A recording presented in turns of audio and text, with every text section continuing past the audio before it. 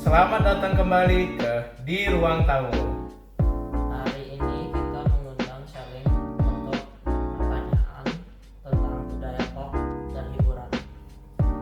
Makasih banyak ya udah mengundang aku. Shalin ini sejak kecil suka tentang budaya pop ya? Iya, aku tuh dari kecil suka budaya pop yang sedang ngehits, yang begitulah untuk hiburan. Jadi bisa dibilang aku lumayan berpengalaman tentang ini. Oh begitu. Ayo kita masuk ke videonya aja ya guys. Shell, aku dengar bahwa ada film yang baru bernama Indonesia One for All. Kamu udah nonton belum? Itu dong. Nah, tanggapanmu apa ya?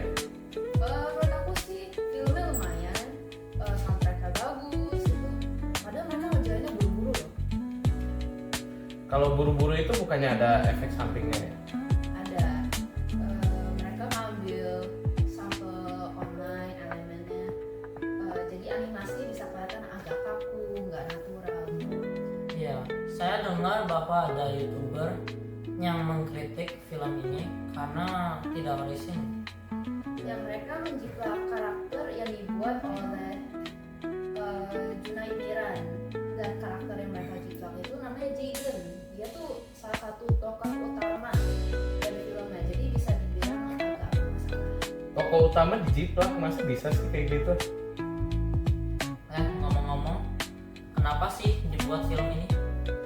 Filmnya tuh tujuannya untuk kemerdekaan Indonesia yang ke-80, tapi ya bisa dibilang secara eksekusi mereka tuh salah.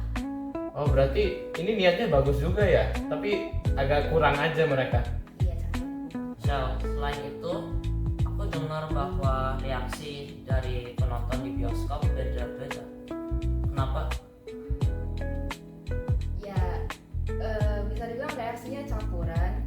Ada yang bangga karena itu kreasi bangsa Indonesia, terus ada yang bisa dibilang malu karena direktornya cara dia membuat filmnya tuh salah walaupun tujuannya benar. Mereka ada nilai Pancasila kurangnya nggak ya di sana? Oh, ada. Yang paling menyedihkannya tuh menurut aku tuh pesannya one for all. Tapi seharusnya kan tentang persatuan, gotong royong. Justru dikotori dengan tindakan yang tidak mencerminkan itu sama sekali. Kemarin di Metro TV ada sempat wawancara sama sutradaranya ya? Iya, itu lucu banget loh. Pembawa beritanya menanyakan tentang mengapa judulnya One for All, bahasa Inggris.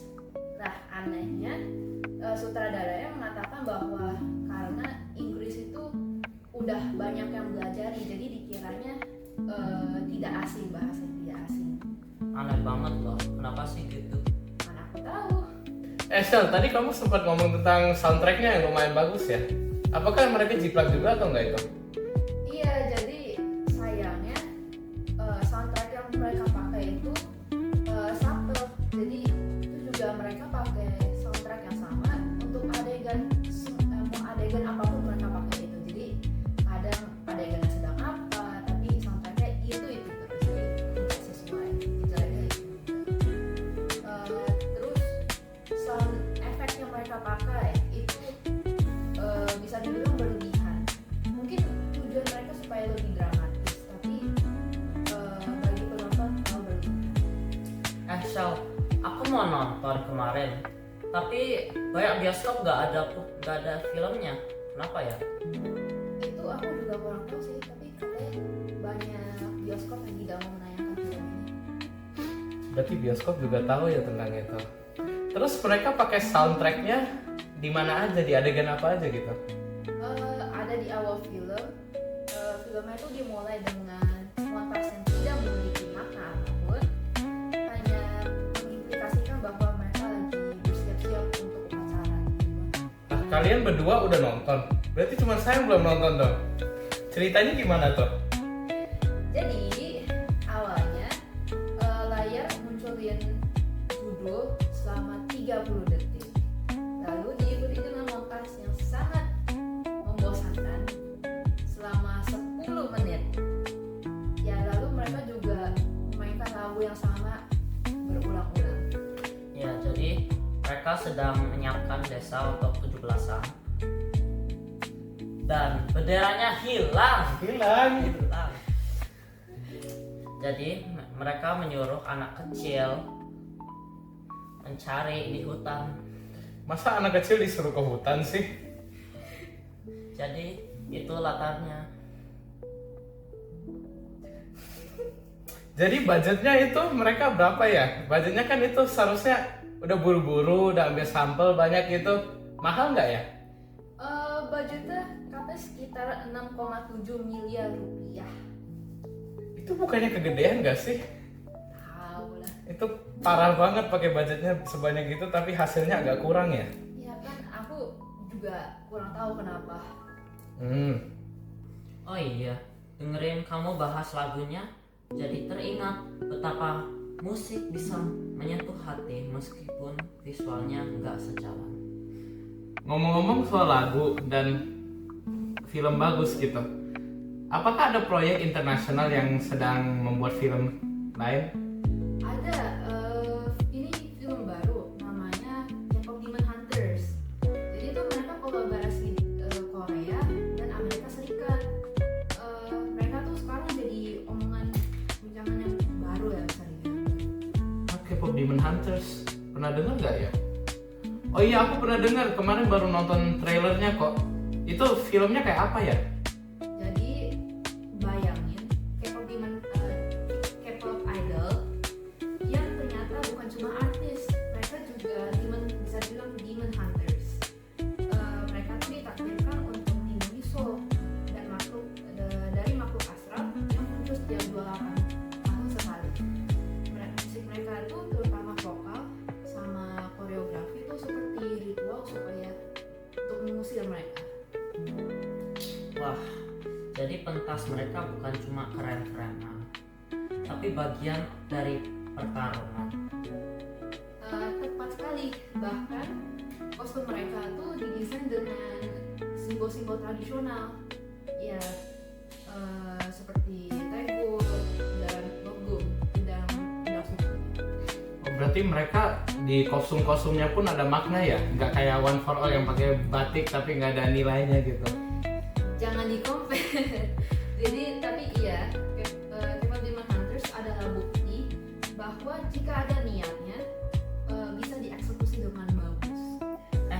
Film ini dibuat dari siapa? Film ini dibuat bantu oleh Netflix. Oh pantes kemarin pas aku lihat Netflix ada filmnya ya yang keluar ya? Betul sekali. Jadi ini kolaborasi resmi antara Netflix dan studio Korea. Iya, terutama Netflix dan Sony dengan produser-produser dari Korea Selatan. Shell, di sana ada K-pop idol nggak yang nyanyi? Ada nama grupnya Twice. Mereka tuh nyanyi lagu Take Down dari filmnya. Itu juga lagunya tuh dimainin pas ending credit. Keren juga ya. Mereka bawa budaya lewat hiburan modern. Mereka juga menjaga rasa hormat dari asal usulnya. Itu beda banget ya filmnya daripada yang lokal punya. Yang lokal punya cuma tempel-tempel simbol tanpa ada maknanya. Wah, ini bukti kalau kreativitas sama dengan riset jadi konten berkualitas. Apalagi kalau tujuannya bukan cuma buat rating tapi juga edukasi. Shell, ada nggak ya dampak film ini kepada masyarakat? Sekarang sih banyak yang suka K-pop. Oh, jadi K-pop yang dibikin populer kan? Betul. Kemarin aku sempat dengar ada Oscar ya namanya. Itu mereka ternominasi di awarding itu. Iya, karena lagu mereka namanya Golden naik ke top 1 di ranking 1 dunia. Ya. Aku suka lagu Golden dan aku ketemu di TikTok.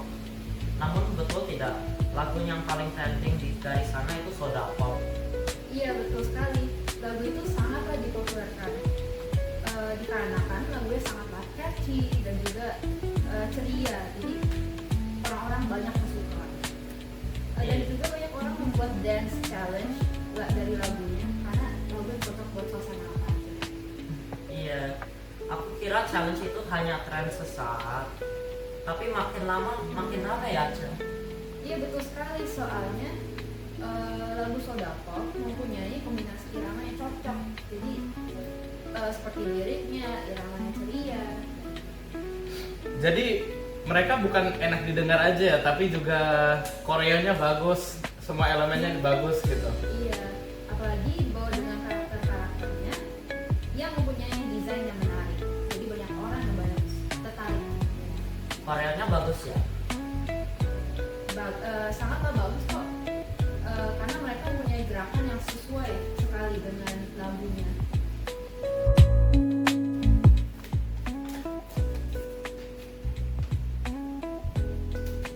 Wah Mike, ini minuman apa? Kok rasanya enak banget. Ini adalah K-pop, soda favorit yang bikin harimu langsung upgrade. Kebetulan K-pop adalah sponsor kita hari ini. Rasanya segar, manis, pas seperti senyumannya Rumi. K-pop cocok menjadi temanmu saat bermain, nongkrong, ataupun rebahan sambil mikir siapa yang akan menang pensi terakhir di K-pop Demon Hunters. Wah, langsung seger banget ya rasanya. Kayak di konser K-pop tapi versi tenggorokan. Iya, apalagi kalau diminum dingin sambil dengerin lagu viral. Pasti aku joget. Beneran, K-pop itu adalah teman setia kamu saat nongkrong, nonton film, ataupun nge-podcast. Bahkan kalau lagi nonton film horor, ini teman yang terbaik. Agar nggak ketakutan, harusnya botolnya aja udah sparkly kayak idol K-pop. Jadi, kalau kamu butuh sesuatu manis, segar, dan bikin hari makin ceria, Pilih K-pop, soda yang bikin hati ikut pop.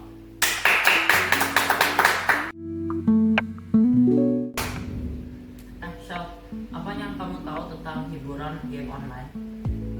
Saya sih pernah dengar tentang game, masa namanya Hollow Knight Silksong ya, yang sekarang lagi viral. Hollow Knight Silksong, ya saya tahu itu. Itu game kedua dari game pertamanya yang berjudul Hollow Knight. Itu Hollow Knight adalah game legendaris yang tua, lumayan tua sih.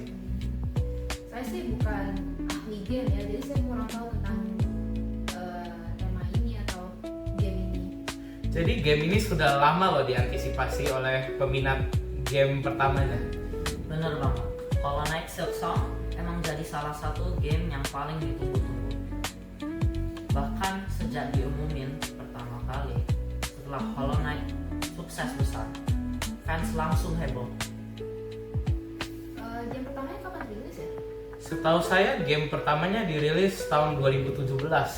Itu gamenya dulu beneran diminati banyak orang sekali karena grafiknya bagus dan gameplaynya juga lumayan.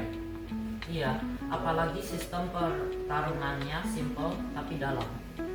Musuh-musuhnya punya pola yang harus kamu pelajari dari boss battle-nya. Gak main-main kok. Jadi yang bikin kuat itu atmosfernya, sunyi, misterius, tetapi penuh ceria dan tersembunyi. Jadi kayak petualangan gelap yang penuh misteri ya. Tepat banget. Kamu jadi karakter kecil yang bernama Hornet Silksong. Berbeda dengan game pertama yaitu Hornet Knight. Dan yang bikin makin seru, meskipun udah ditunggu bertahun-tahun, sempat hampir 6 tahun tanpa kabar jelas. Begitu trailer terbaru muncul, langsung trending global. Bahkan jadi bahan meme karena kapan rilisnya. Jadi semacam lelucon abadi di komunitas game. Wah, kayaknya aku akan coba deh gamenya. Harus dong. Jadi Shell, terima kasih untuk datang ke Siniar. di ruang tamu. Semoga kita akan ketemu lagi ya kalau ada film baru atau mungkin kamu mau main game sama kita. Iya, makasih ya sudah mengundang aku ke sini. Sampai jumpa.